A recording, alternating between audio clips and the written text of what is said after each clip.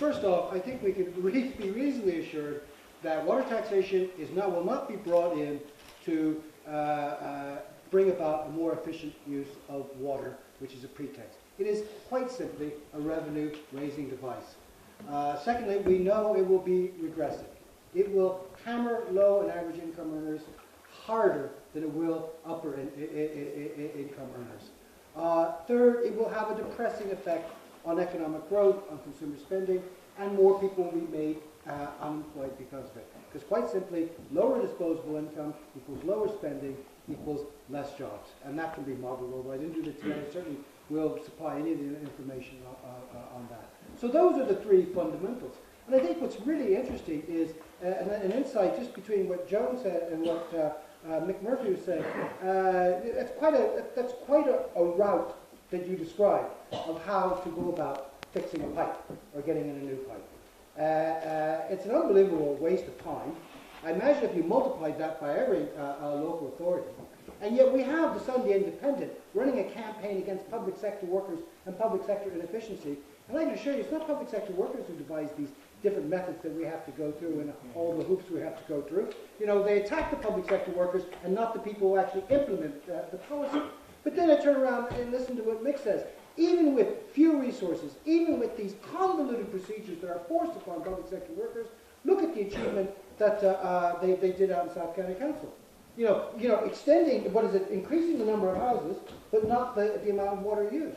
I mean, we have a very efficient public sector, and that leads me to the final point, to what Maurice said. What would happen if somebody came up with a novel idea of saying, let's give the public sector its head, its resources, mobilize the skills and talents in there, and go and modernize our water infrastructure, all aspects of our water infrastructure. It will create jobs. It will make the economy more productive. It will actually reduce costs in the long term, because it must be terribly expensive going around putting Band-Aids on all these 100-year pipes rather than just putting in a new piping system and all that. We can show that, and we can show that we are the ones who are arguing for a modern, productive, not only water infrastructure, but economy that uses all the skills available.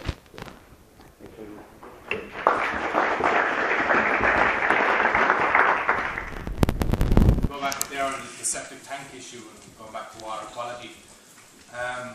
There's these group water schemes. They make up about 10% of the water supply in the country. We're going to see the loss of those water schemes, which is the groups of houses getting together, drilling a well and supplying their own water. Because the water quality is deteriorating, they can't, it's not sustainable anymore. They're drinking dirty water.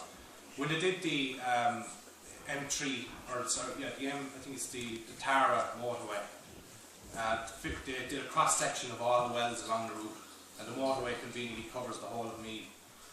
Meath is something like 30% of the water supply is from groundwater, private wells. And they found during that survey of the M3 that 50% of the wells had unacceptable levels of coliforms, which is fecal matter in their wells. So all these people down the line will need to come onto the mains, which is going to further burden,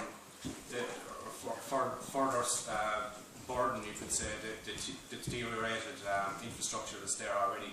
So that's something that we definitely have to look at. And the final thing I'd say is about, you know, the thing with the Shannon there, when the water from the Shannon over to the east coast. That's necessary because 50% of the water has gone into the ground. They're pumping it into the ground on a daily basis. But if you reduce the leaks, there will be no need to bring water from the Shannon to the east coast. What you may need is just increased size in reservoirs and utilising the rainwater that's already in the river basins of the east. Thanks a million. Arguments, and they had this big ad campaign, Race Against Waste, if you remember that, trying to show householders as being the main polluters, etc., etc. Now, we tried to answer those arguments, the people who were fighting that campaign, but there was a big campaign that was put forward by the millionaire-owned press, etc. It's critical that the propaganda war starts now from our side. And what that means is putting out the truth of the situation, such as we have heard here today.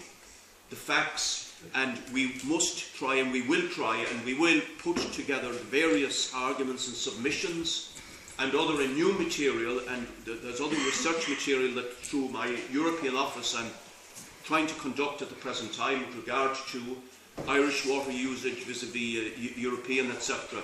We will put all that out into your hands as soon as it becomes available. And at every opportunity, at community meetings, etc., etc., people should put the truth of the matter out about water conservation, about the dereliction of the government, about the real agenda here. Because when the onslaught comes, and it may be 12 months, we get into that in the afternoon, if we have put out our ideas and the truth of the matter, that is a big mental strengthening of the ordinary people out there who understand instinctively that this is just another attempt to rip them off, but may not be equipped with the arguments. And let me leave you with this. On the question of paying for water, and the point was made, we made it strongly in the 90s, that of course we pay through our direct and indirect taxation, absolutely. But we also pay in other ways. Farmers pay water charges. So when we buy produce, which everybody does, vegetables, etc., part of the price for that is the water that went into helping them to grow. So we pay for that portion. When we buy manufactured goods, water is used in those, and the manufacturers pay for that water. And so we pay for the goods, we pay for that water also. So in fact, in many ways, we are paying directly through our taxes, and then indirectly, if you like, and we should put that out there to counter this lying propaganda that ordinary people don't pay, that we are free loafers, etc. We have a break now. I'd like to